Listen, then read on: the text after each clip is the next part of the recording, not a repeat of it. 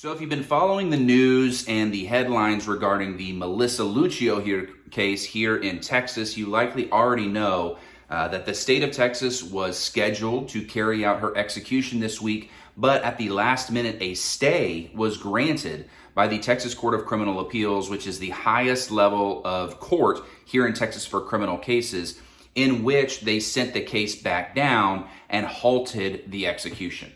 So what does that mean? What are the next steps, and why did this happen? We'll take a look at that very briefly here in this week's video, so stick around.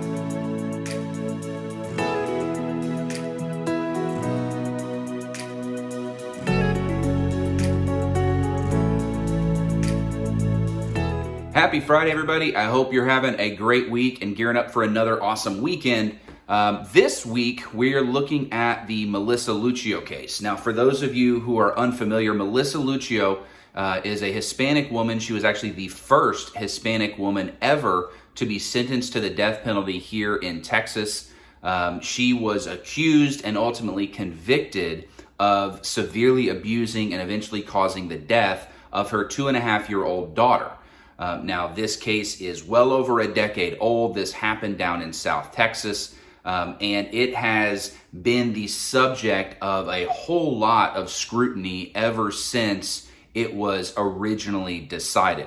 If you're interested in finding out more about the details of this case, there is a wonderful documentary on Hulu called The State of Texas versus Melissa Lucio that I highly suggest you checking out. There are tons and tons of articles and studies and things online that you can find out about Melissa Lucio and her case. I am by no means an expert in this case. I was only recently started following it when it really picked up steam in the media. So my understanding is really surface level and relatively minor compared to some who have spent years defending her and looking into her case. But for today's video, I wanted to talk about, there was a stay granted in her execution. So what does that mean? Well, that means that the Texas Court of Criminal Appeals has examined the case and has examined the arguments that are being made by her appellate lawyers and have determined that it is worth another look at the lower level, the court in Cameron County where she was initially charged and convicted.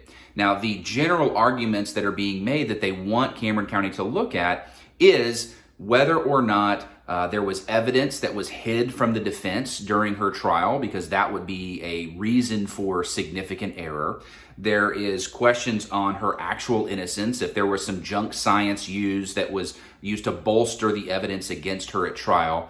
And they want to take another look at her confession. And I'll put confession in air quotes because the confession was really the primary focus of her trial. This confession that they were able to get out of her that she was responsible for her daughter's death. Now, this confession has come in under heavy scrutiny because of the techniques and the tactics that the interrogators used. They were very common at the time. They're still relatively common today.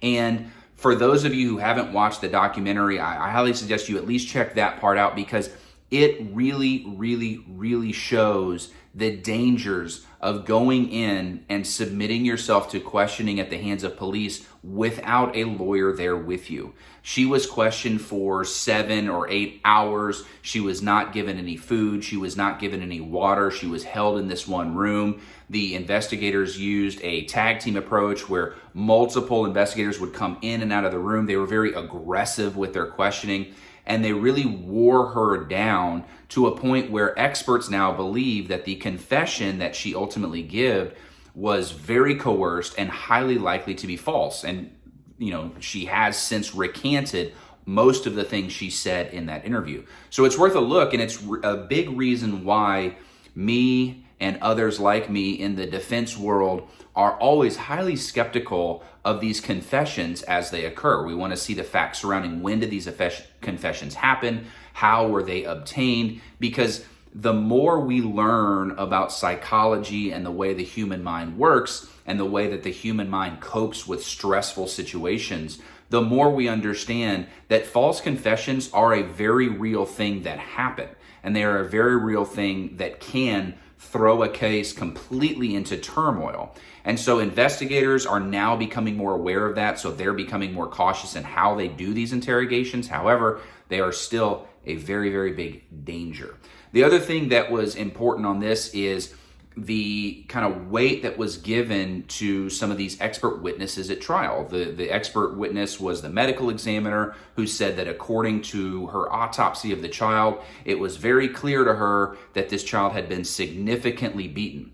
Well, other experts have now come out and in looking at her findings and looking at her report have come up with the opinion, or have the opinion, that that was actually in error, that those bruises that she discovered were actually not the result of a beating, but rather the result of a significant brain injury that the child would have suffered when she fell down the stairs, which is what most witnesses say occurred.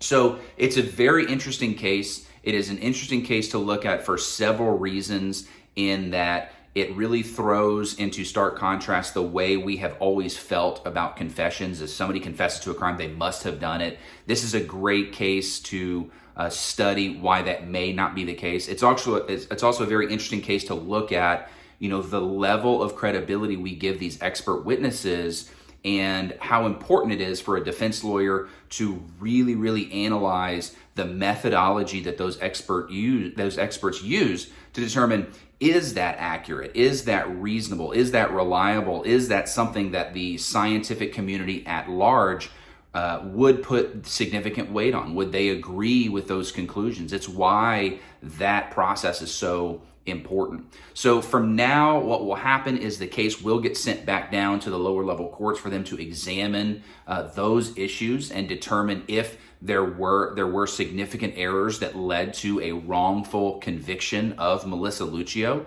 And so it'll be interesting to see what the lower court does. This case is by no means over for Melissa or for the state of Texas. It is by no means the end of the road for anybody. So there are a lot of processes and procedures that have to happen from here.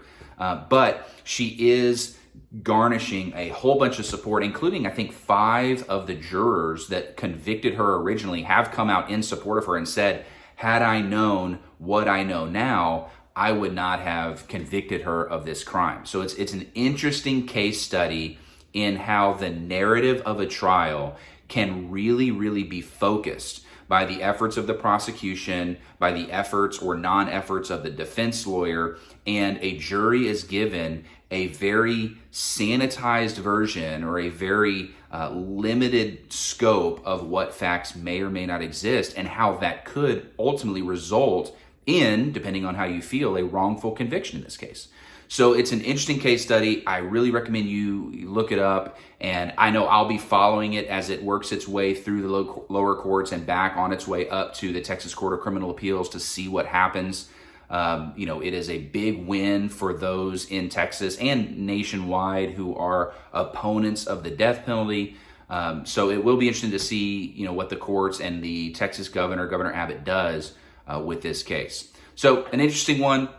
If it's a case that you want to discuss or have questions about, and you want to chat with me about it, I'm always happy to do that. There are a variety of ways that you can. I'm going to be picking up my Twitch stream again, so on Thursday nights, I'll be streaming, and you can jump in and ask questions about it. We can discuss it. I'm happy to talk about any questions you have or answer any questions I can. Again, I'm not an expert in the area at all, but I know what I know, and I'm happy to give you my opinion on it. So hope this was an interesting video. As always, please like, subscribe. That helps me out a lot. It lets me know that these videos are worth me making. And reach out via email if you have any questions about this or anything else, and I'm always here to help. Thanks, and have a great weekend. Y'all stay safe out there.